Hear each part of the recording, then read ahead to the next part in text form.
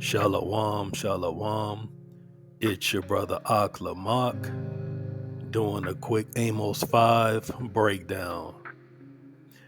In Amos 5, we hear men speaking, not with zeal for understanding, but with impatience towards Yahawah's calendar.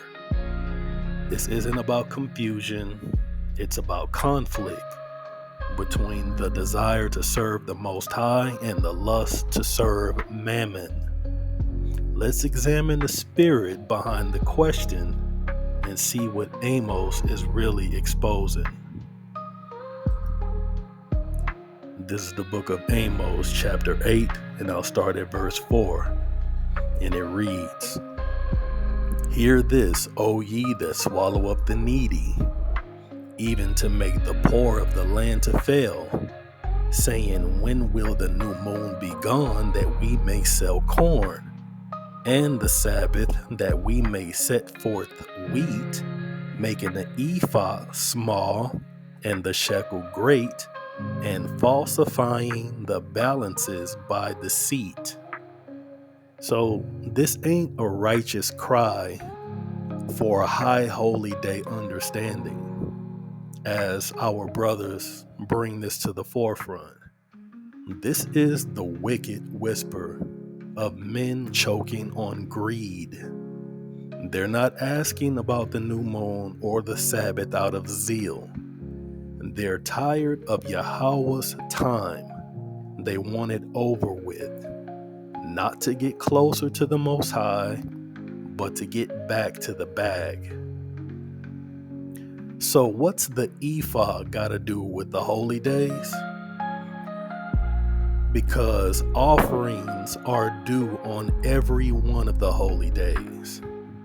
When Torah commands a meat offering, it's measured by the ephah. So these men weren't just cutting corners, they were cutting through Yahawah's commands with their covetousness. Make the ephah small equates to give less than what's due to the Most High. Make the shekel great, overcharge and oppress the flock. Falsify imbalances to get over on your people. Corrupt judgment. They weren't just greedy, they were setting the tone, influencing others to devalue Yahawah's set apart time. That's why verse 4 declares, "O ye that swallow up the needy." They were turning holy days into burdens, making gain more sacred than obedience. Their hearts had drifted, not from tradition, but from Torah-based reverence. So why make the ephah small and the shekel great? Because when gain becomes God, reverence becomes an inconvenience. But Torah reminds us, this is the book of Leviticus chapter 19 verse 36, and it reads, "Just balances, just weights, and a just ephah, and a just hin shall ye have. I am Yahawah your God, which brought you out of the land of Egypt." So the Most High didn't redeem the children of Israel so they can exploit one another or to rush his time. He brought the Israelites out to walk in righteous order and not capitalistic compromise. The desire to shrink the ephah and magnify the shekel isn't just an economic sin, it's spiritual deviation. It's the heart saying Yahawah's time is interrupting my profit.